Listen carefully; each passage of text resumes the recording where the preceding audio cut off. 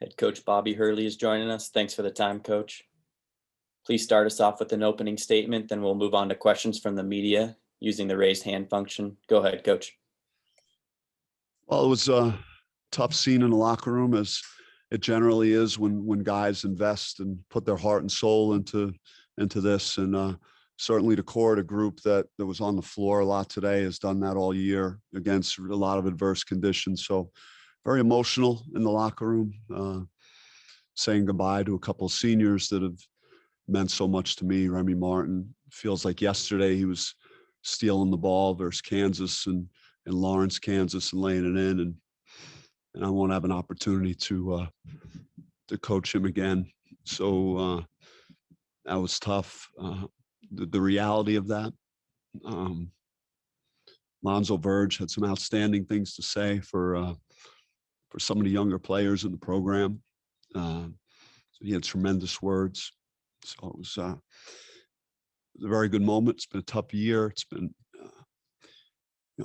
just a lot of things thrown at us all year, and just have tremendous respect, for the entire group, that we stayed together, that these kids have gone through all the procedures they go through every day, the protocols, masks all the time, testing, and they've and we've gotten through it. We got through the season, and it's always sad when it ends. But when there are people that you have such a bond with and a connection, it makes it a little more difficult to know that it's over.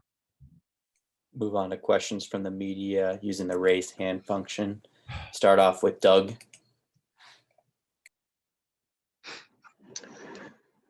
Bobby, as Oregon started to pull away there at the end of the first half, do you think maybe fatigue was a factor of that? They just had that brief little run where it seemed like they put some separation between you two and you guys couldn't recover. Yeah, we just I think we had a couple of offensive possessions where we had some decent looks. I remember one Holland had on the right wing, and I'm sure I'm forgetting others. I thought the ball was sticking a little bit too much offensively in the first half, and they were able to load their defense.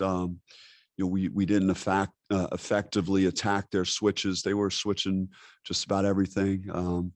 So yeah, the offensive end did not flow great. But I thought we had a chance in the second half. We talked in the locker room about, going down 7, to Washington State to start the second half, and that we're down 8 right now at half. So we have a few more minutes to figure out how to get that lead back.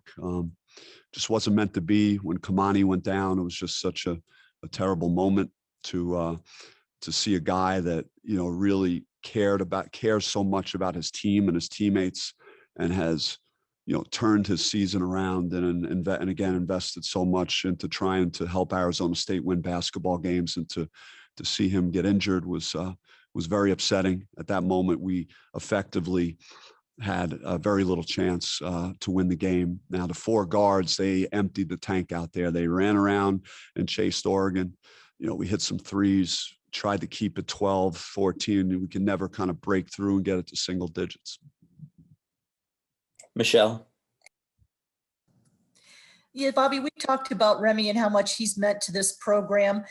It seemed like early in the game and even yesterday, he wasn't as aggressive, didn't take the ball to the hoop quite as much as he normally does. What was your take on that? I just think, Michelle, defenses understand his value to what we're doing, and they load their defense to him quite a bit. He had Noah Williams hounding him yesterday, good size, one of the best, one of the better defensive guards in the conference. And so getting clean shots was not easy. We drew up the play we ran against Grand Canyon. He got a corner 3 in the right corner. It didn't go down.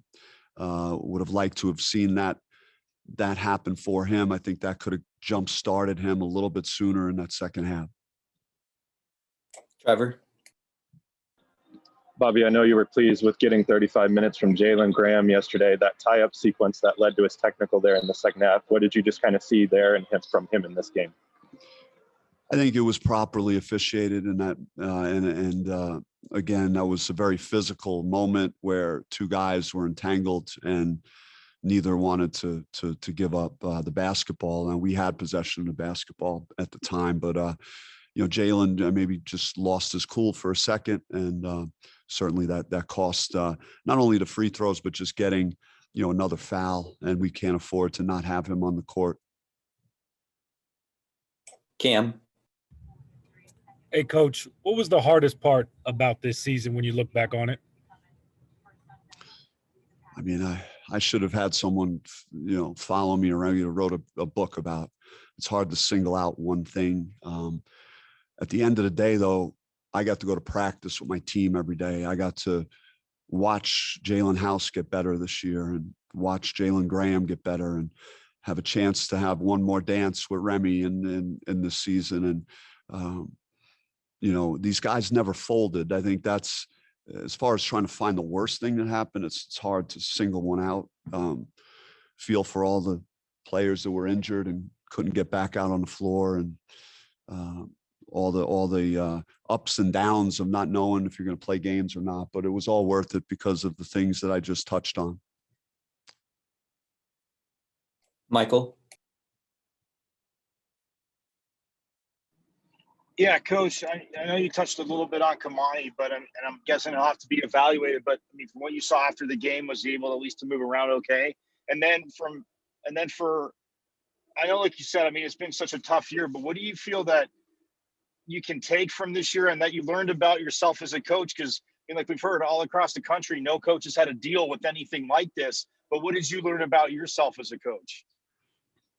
I just think that I have to identify qualities and people that I want to go to war with, and I need to continue to recruit those guys. I need to find more people like Kamani Lawrence and Remy Martin, and guys that just lay it out on the line with their play with their heart. Kamani is blue collar, he's so we have an opportunity to reshape our team this offseason, and we're going to work hard to do that. Doug. Bobby, I mean, it's been speculated, and we can kind of read between the lines, but in regards to Josh and Marcus, do you expect them to declare for the draft and stay in the draft?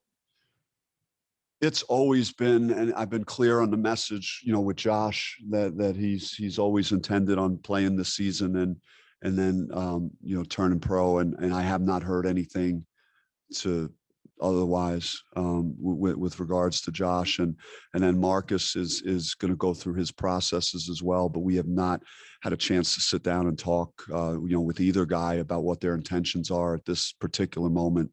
We just went all in for a tournament, and seeing guys walk out the door that I love and care about, just that's where my mind is at right now. But we'll have those conversations and see where everyone stands here in the next couple of weeks. Last question for Coach, and then Jalen House will be joining us. Go ahead, Cam.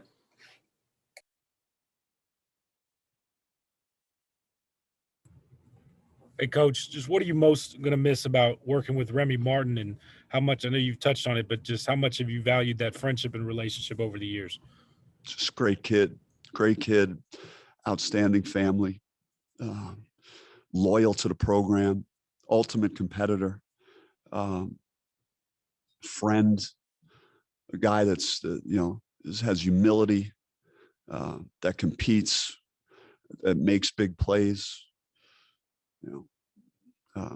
that embodies, my personality, for playmaking and playing with passion and loving the game, loves to play the game.